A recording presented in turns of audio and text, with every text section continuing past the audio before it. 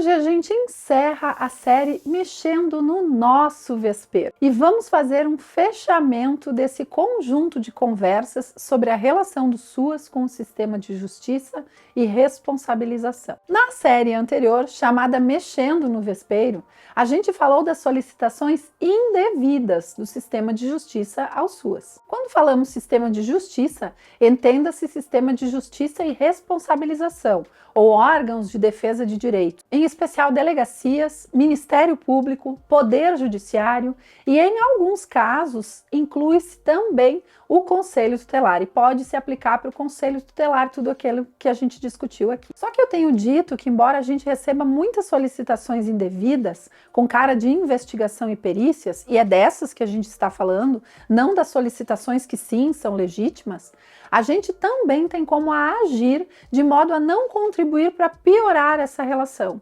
E isso passa por ter segurança ao se posicionar nos documentos que a gente escreve. Acho que isso é um ponto bem forte, segurança no posicionamento. Nesse vídeo eu vou dar algumas sugestões de como ter segurança para escrever o seu posicionamento diante de solicitações indevidas do sistema de justiça ao SUAS, de forma que você consiga se resguardar e se defender diante de alguma sanção futura. Vamos lá para mais essa conversa? Eu sou Ana Pincolini e esse é o Suas Conversas.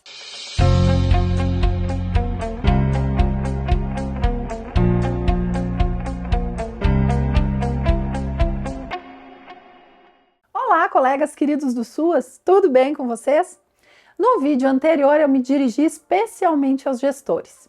Hoje a conversa é com os colegas da ponta, em especial os profissionais de nível superior do CRAS e do CREAS.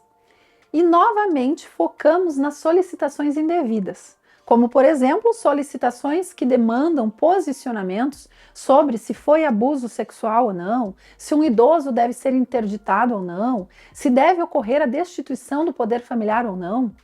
Esse tipo de posicionamento é de natureza pericial e, portanto, é atribuição dos peritos oficiais que compõem as equipes técnicas do judiciário ou que são pagos por perícia. Quando um trabalhador do SUAS atende essas solicitações exatamente da forma como elas foram feitas, sem pestanejar, isso até contradiz os objetivos da política de assistência social. Por exemplo, a criação de vínculo com a família é um objetivo importante para que um acompanhamento familiar tenha êxito. E esse objetivo pode ficar seriamente comprometido. Dependendo da solicitação, se a gente fizer exatamente da forma como foi pedida, o que vamos conseguir é justamente acabar com as chances de construir um vínculo de confiança com aquela família e de ter êxito no acompanhamento dela. Por outro lado, eu tenho dito que o sistema de justiça não é o vilão, que a gente também pode mexer e deve mexer nos nossos vesperos.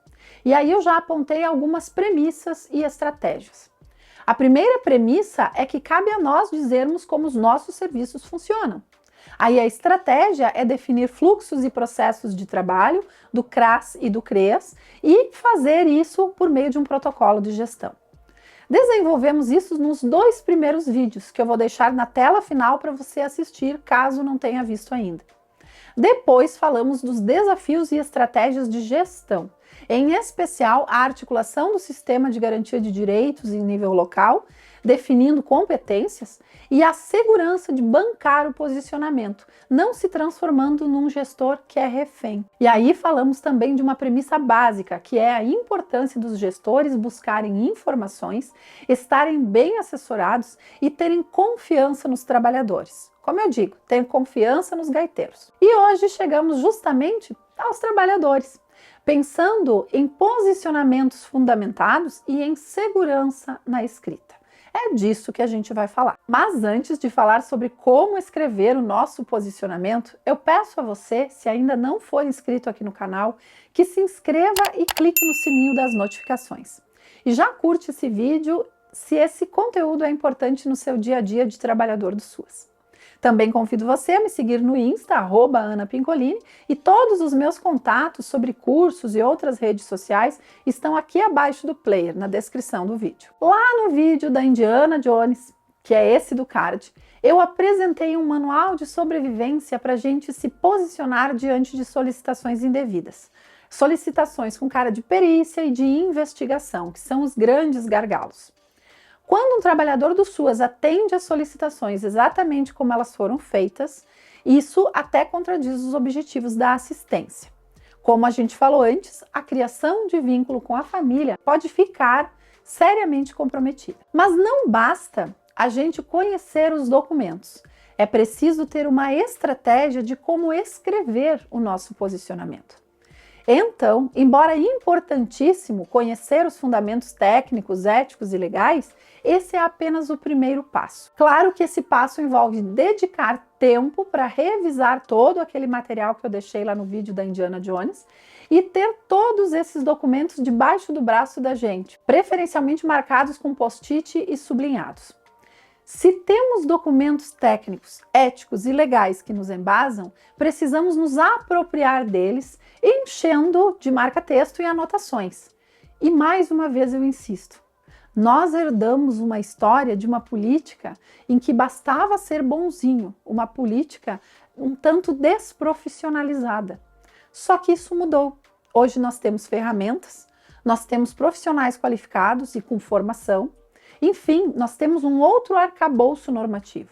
Por isso, cabe a nós mostrar o poder que a nossa ciência tem.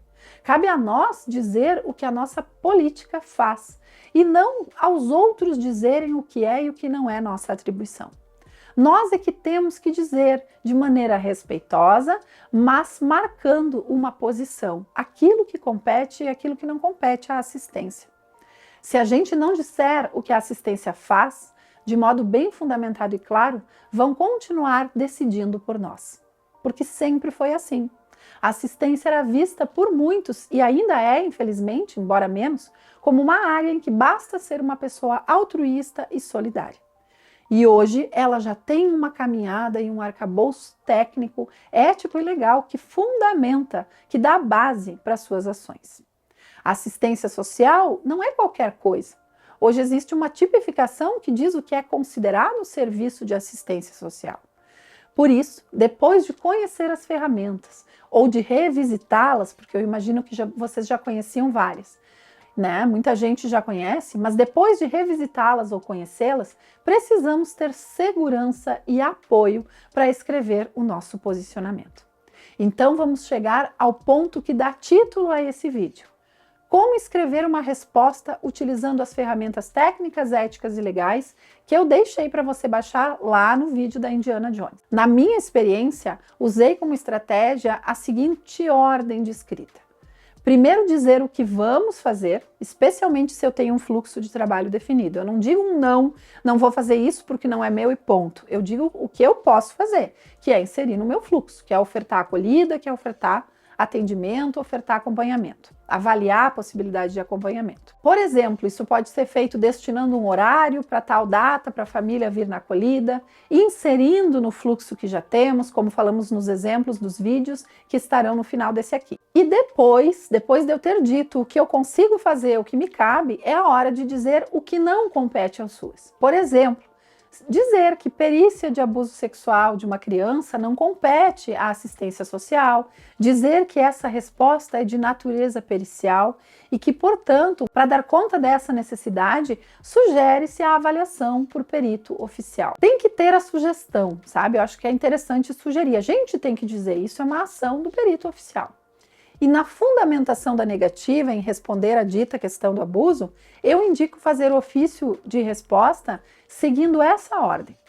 Primeiro citando o que não é nosso com base nos documentos técnicos, depois nos éticos e por último nos legais. Digamos que eu estou diante de uma autoridade que já vai ficar contrariada porque vai levar um não, pelo menos exatamente do que ela queria, naquele formato exato. Ela queria perícia. Eu vou oferecer um diagnóstico da situação familiar para avaliar a necessidade de acompanhamento em PAIF ou PAEF, conforme o local que chegou e os critérios da assistência. Então se eu já chegar jogando leis que dizem que não me cabe produzir prova, como é o caso da lei da escuta protegida, que diz várias vezes que não cabe à rede produzir prova, Se eu chegar já dizendo que não me cabe, porque perícia então é um meio de prova, dependendo da autoridade solicitante, e isso por questões bem pessoais mesmo, ela pode se irritar, porque eu comecei, entre aspas, ensinando o padre a rezar a missa. É como se eu dissesse para essa autoridade que ela não conhece a lei. Então eu não começo embasando nas leis, eu começo embasando nos documentos da minha área, ou seja, nos documentos do SUAS, dando ciência que é uma área que tem um arcabouço técnico, científico, que veda fazer tal coisa, pois o objetivo da área é outro, pois precisa ter o vínculo, etc. As autoridades, elas sabem que elas não conhecem a minúcia de cada área, então ninguém vai se ofender por isso. E como eu disse, eles não costumam considerar muito esses argumentos, mas se nem eu que sou do SUAS utilizar os argumentos, as teorias da minha área, eu não estarei contribuindo nem um pouco para consolidá-las. Então, para elas ficarem conhecidas, eu tenho que escrever aqui, colocá-las também. Depois de usar os argumentos técnicos, aí eu vou jogar os argumentos éticos, que têm a ver com a especificidade de cada profissão. Isso também não costuma ofender ninguém. Afinal, quem é mais familiarizado com o Código de Ética Médica é o médico. Quem é mais familiarizado com o da psicologia é o psicólogo. Quem é mais familiarizado com o do serviço social é o assistente social. Então, isso é bem aceito pelas autoridades.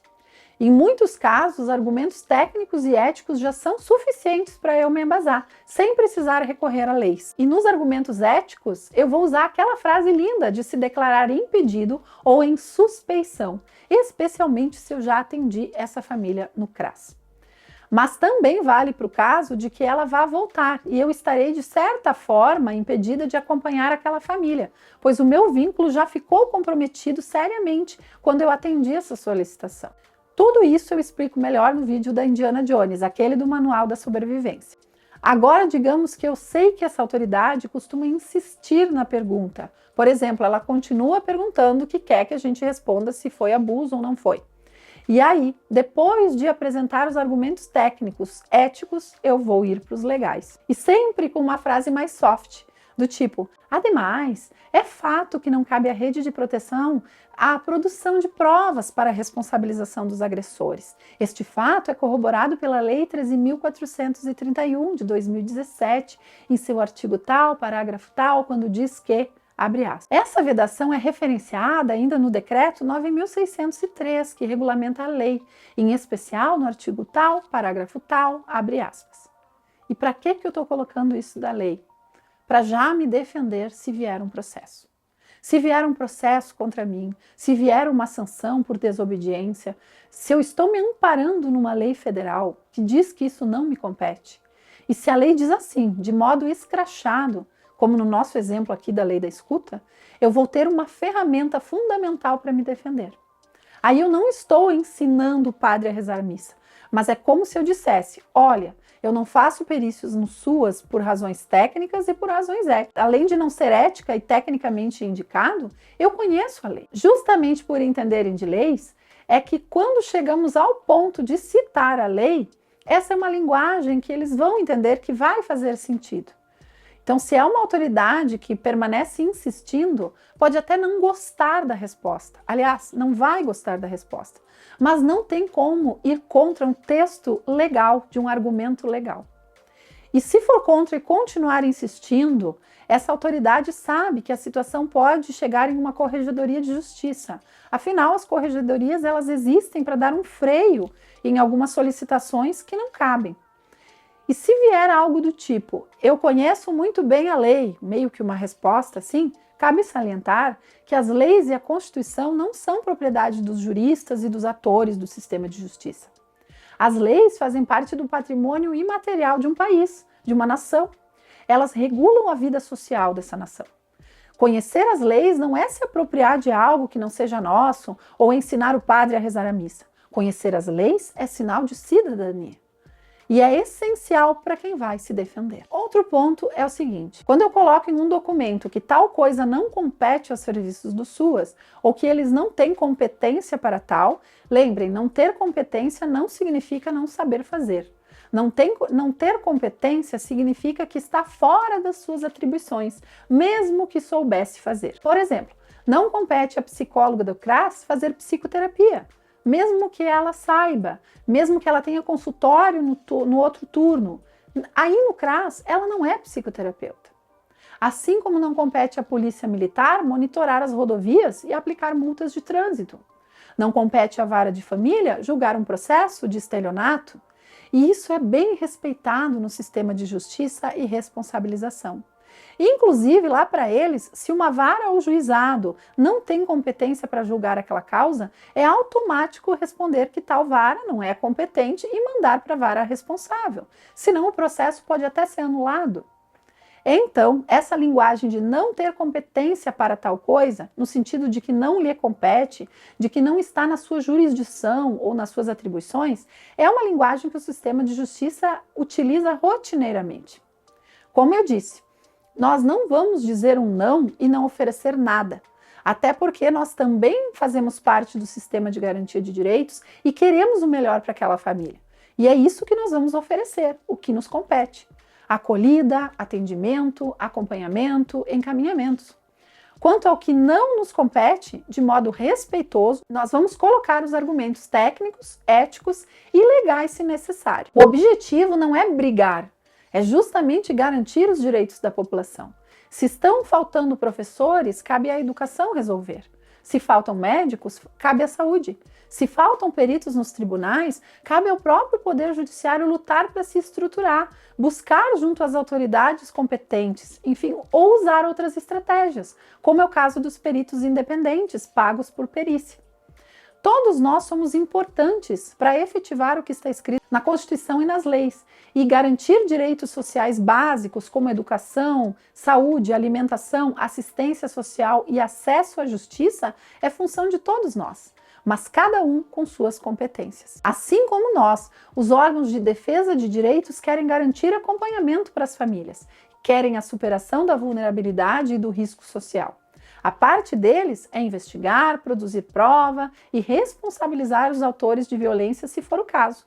A nossa parte é contribuir para superar a vulnerabilidade, prevenir o risco social ou o seu agravamento e romper com os padrões violadores de direitos nas famílias. No caso das situações de risco, trabalhamos para que modelos naturalizados nas famílias, os modos de relação mediados pela violência sejam superados, sejam desnaturalizados. E além de incidir na família, precisamos garantir a ela acesso a serviços sociais, de políticas sociais, serviços públicos que deem suporte a essa família em sua tarefa protetiva, para não cair no familismo, como era comum no passado. E antes de encerrar a conversa, cabe ainda uma palavrinha para conectar com o que falamos sobre os gestores. Essa é uma via de mão dupla. Os profissionais da ponta têm esse papel de contribuir com o gestor, fazendo posicionamentos bem fundamentados e que ajudem esse gestor a se colocar e a não acabar levando um processo ou uma multa para nós e para ele também, ou para a prefeitura. E esse gestor tem que estar bem assessorado. Só que isso não exime a gente de se posicionar com segurança e fundamentação, de forma respeitosa, porém assertiva. Então é uma via de mão dupla. Não basta eu ter segurança no posicionamento. Se é preciso eu fundamentar bem para dar segurança para o meu gestor, também é preciso eu ter apoio do gestor, ele bancar junto comigo, ele confiar no meu posicionamento e ele fazer as ações de articulação, promover diálogo entre todos os eixos do SGD. Como eu disse, todos nós queremos a mesma coisa, que a população tenha os acessos de que ela necessita, mas sem abrir mão das competências de um e de outro. Esse foi o último vídeo da nossa série Mexendo no Nosso Vespeiro. Se você gosta dos nossos conteúdos aqui de Suas Conversas, se gostou dessa série, se ela ajudou você a lidar com esse assunto que gera tanto estresse e tanto conflito, curta esse vídeo, compartilhe com outros colegas e inscreva-se no canal, ativando o sininho das notificações. Eu espero você na próxima conversa. Tchau, tchau!